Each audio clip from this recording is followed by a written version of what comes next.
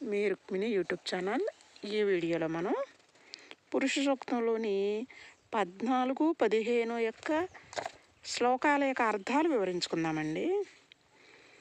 చంద్రమా మనసో జాతః చక్షో సూర్యో అజాయత ముఖాదింద్రశ్చ అగ్నిశ్చ ప్రాణాద్వాయురజాయత నాభ్యా ఆసీదంతరిక్షం శీర్ష్ణౌ ద్యౌ సమవర్తత పద్భ్యాం భూమిర్దిశశ్రోత్రాత్ తథా లోకాగం అకల్పయన్.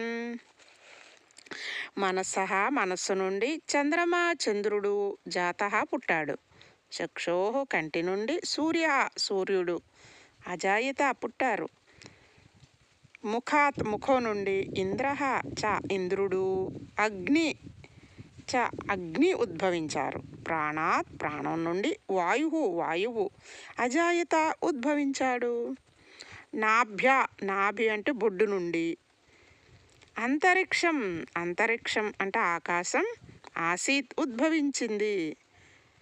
శీర్ష శిరస్సు నుండి ద్యౌ స్వర్గం సమవర్తత సముద్భవించింది. పద్భ్యాం పాదాల నుండి భూమి శ్రోత్రా చెవి నుండి దిశలు తథా అట్లే లోకాలన్నీ అకల్పయన్ ఉద్భవించాయి.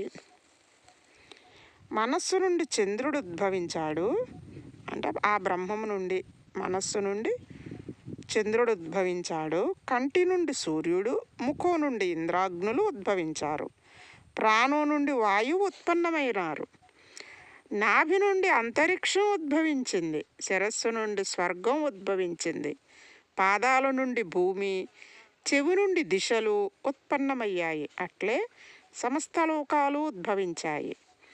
ఏ భగవంతుడు 1000 తలలు గలవాడని పేర్కోబడ్డాడో, ఎవరు తననే యజ్ఞ వస్తువుగా గావించుకొని ఈ ప్రపంచాన్ని మనం జీవింప అమర్చి ఇచ్చాడో ఆ భగవంతుడికి మనకు ఉన్న సంబంధం ఏమిటి? ఈ ప్రపంచాన్ని ప్రాప్తించుకున్న మనం చేయవలసింది ఏమిటి? ఆయనను తెలుసుకోవడమే. ఎంత చక్కగా చెప్తున్నారు చూడండి. అంటే ఇప్పుడు మనం ఎందుకు వచ్చాము, అసలు ఈ లోకంలో ఉన్న వ్యవహారం అంటే ఒక నీతి ప్రకారం జరుగుతుంది. అంటే సృష్టి యొక్క ఆరంభం గురించి, బ్రహ్మాండం అంతా ఎలా ఉద్భవించింది, ఇవన్నీ చెప్తూ ఉన్నారంటండి పురుషోక్తంలో. శ్రద్ధగా వినండి. లైక్ చేయండి, షేర్ చేయండి, సబ్స్క్రైబ్ చేయండి. హరి ఓం అండి అందరికీ.